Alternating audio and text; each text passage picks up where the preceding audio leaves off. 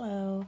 So it's been a bit since my last studio vlog after the two-day market event that I attended. And for today, I want to do something a little different, introduce a new series called the Teaching Series by Onya'e Naturals. That's me, Jazzy, founder of Onya'e Naturals, for those who are new here.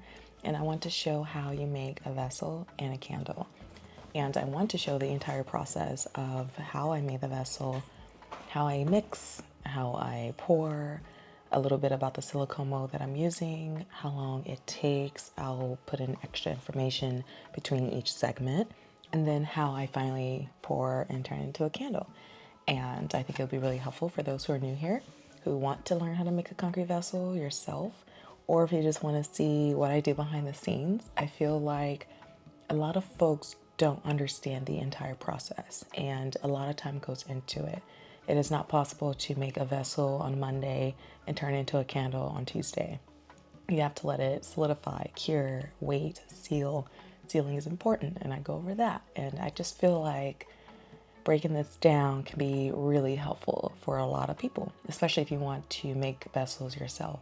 So grab a pen if you like, take some notes, and I hope it helps.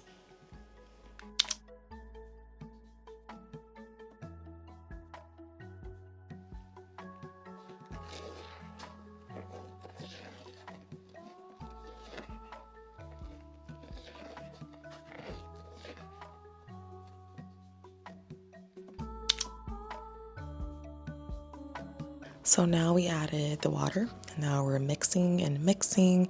I always scrape the sides. That's super important. You want to scrape the sides because you don't want clumps. You want to make sure all of that is broken down because the clumps will show in the vessel when it's done.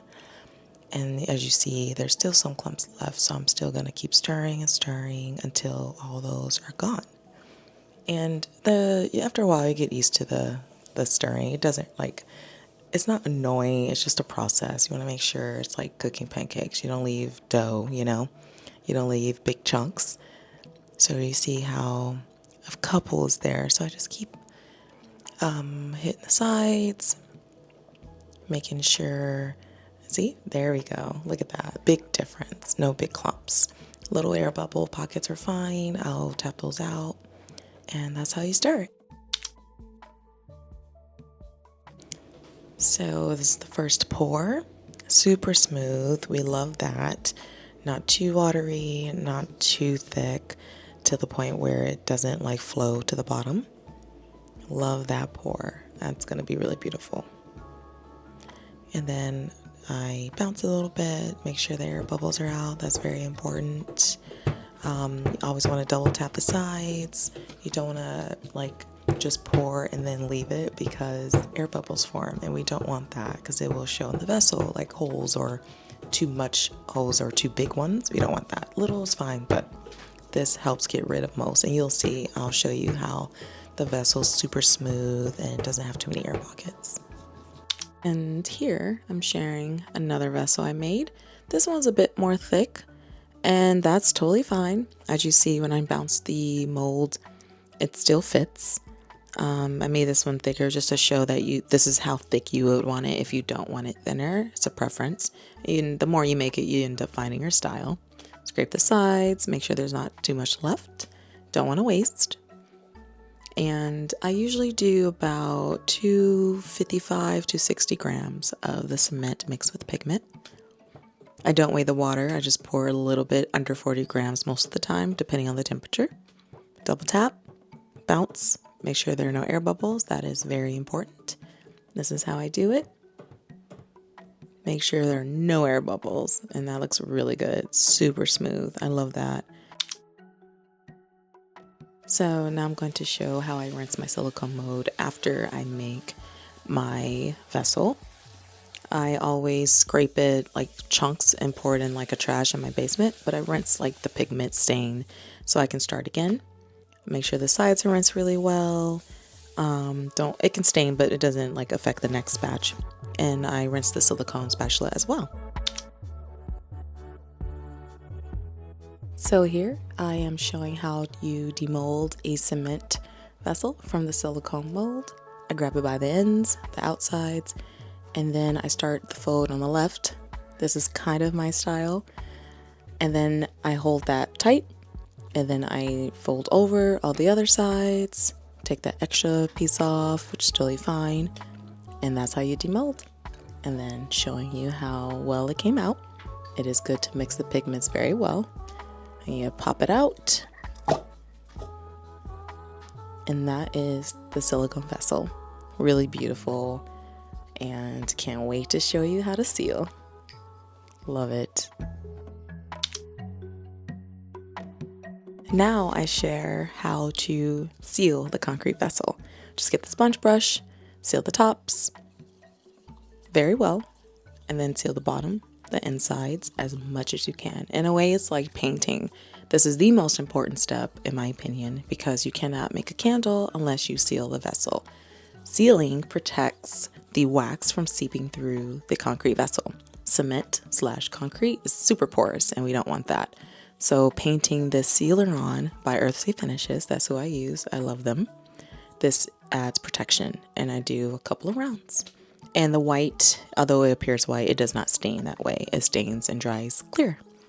But this is how it looks when you do the first 2 coats.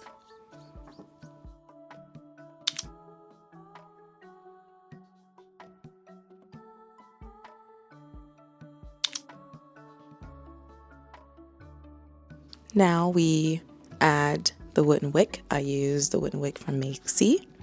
I normally use a centering tool, but today I'm just gonna center it. I can eye it pretty well.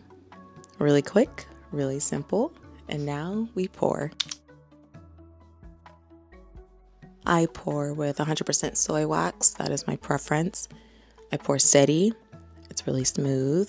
I don't shake it all over the place, and I know where to stop. It's beautiful. I love it. And now we let it cure and solidify.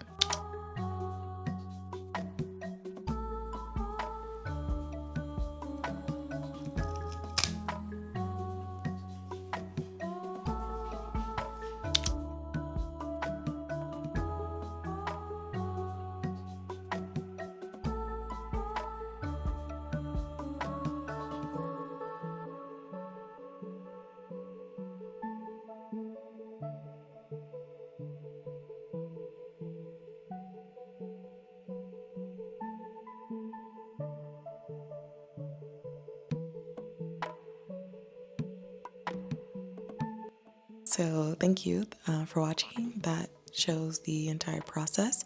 If you have any questions, please feel free to ask. I know everyone has their own technique, routine, and how they make their own vessels. I personally do not believe we all make them the same way, and that is okay.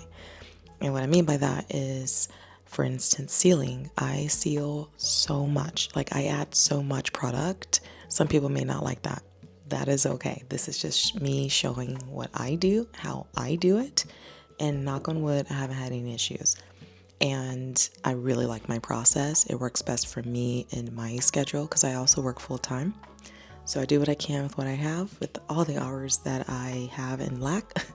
But thank you, and I hope this helped. I hope it inspired you, or you just enjoyed watching and appreciate it. Have a good one.